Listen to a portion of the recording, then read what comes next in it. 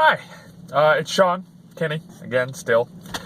This is my second video, which I think means that it's now a series. At least that's what I keep telling myself. I'm in Pittsburgh. I'm working on my railroad project that is going to get built if I have to swing the hammer myself to make it happen. So, a couple days, been here in Pittsburgh, working the project, meeting with our neighbors, talking with some people about how to keep moving this project forward. You like to think that, or we get so accustomed to having something we're working on, and we think, oh, well, this will take a couple hours, maybe a day or two, and you think, I really like this project, I'm going to work on it, and then it gets done. And there's a beginning and a middle and an end to that process. And I think that's true in writing. You start someplace, you follow it through, you get someplace at the end, and there's a destination. And that process may take a couple weeks or it may take a couple months, but you work through that process. I see that a lot with painters. A painter will start something on a blank canvas, and then they follow that process through. Some painters that might be very quickly, an abstract painter using something that dries quickly like acrylics, they may be able to do a painting in a couple hours, versus an oil painter who may take a year and a half to from start to finish on a painting. So my railroad project that I'm working on, I've been working on at least for a year and a half. We started this process by writing a grant last February for the Pennsylvania Department of Transportation, PennDOT, to help us rehabilitate and construct new rail. About 1.5 miles of rail when you get all done with it. Like I said, it's $1.5 million project, and the state of Pennsylvania awarded us a $644,000 grant to help with that project. Now, it would be simple to say, oh, well, we're going to get this done this week or next month, but it's not. There's several months of engineering. You have to work with your neighbors to make sure that they still have access to their business. Everything moves at the railroad's pace, which is an expression that I finally start to understand. A cliche you always hear, but you never really get it until you start working with the railroad, and then it becomes more obvious.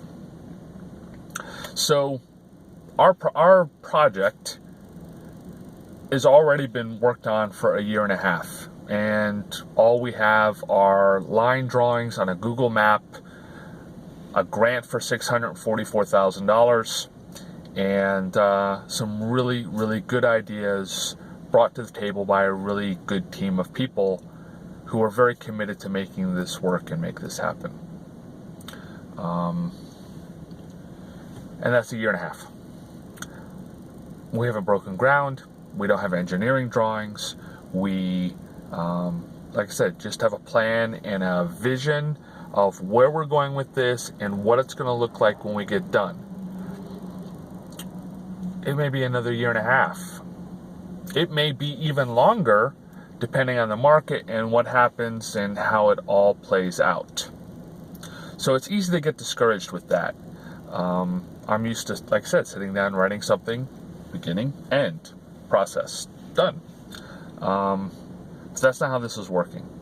There's a beginning, and I still feel like we're in the beginning, even though we've been doing it a year and a half. I'm not even sure what the middle would look like at this point. And with something like the railroad, I'm not even sure there's an end to that, because you want it to be an ongoing, viable, living, breathing entity that goes on after you leave that project. This railroad goes in, it's going to employ people for another 50 years. Ideally, there'll be traffic still coming up and down that rail, moving freight, moving steel, moving sand, gravel, rock, pipes, and there'll be people working, offloading that material, loading it, building it, using it, building new buildings, building new railroads, building new infrastructure. and using it in new ways that we can't even see. And employing people in the community whose grandparents over 100 years ago laid the first set of track on this same property. And it will be here 50 years or 100 years from now if we take care of it and do what needs to be done. I think that's really powerful. So I don't know if it's so much though I'll see the end, because it should go on. If it's taken care of, if it's maintained, if people are committed to it, it's going to go on long after I leave Aliquippa, Pennsylvania to go do something else. And I love that. I love it. My name's not going to be on a plaque. I'm not going to get some big medal. There's not going to be anything like that. But I know that I'm contributing to the betterment of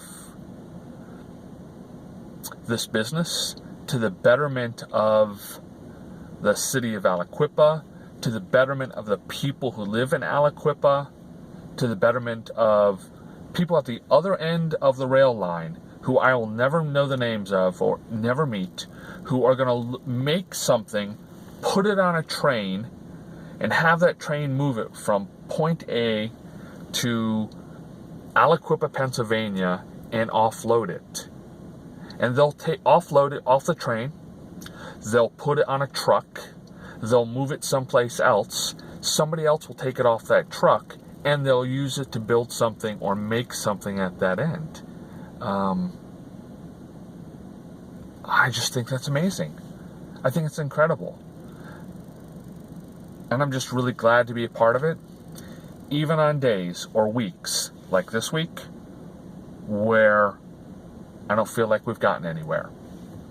I have to take a step back, look way out in the future, and imagine what's possible.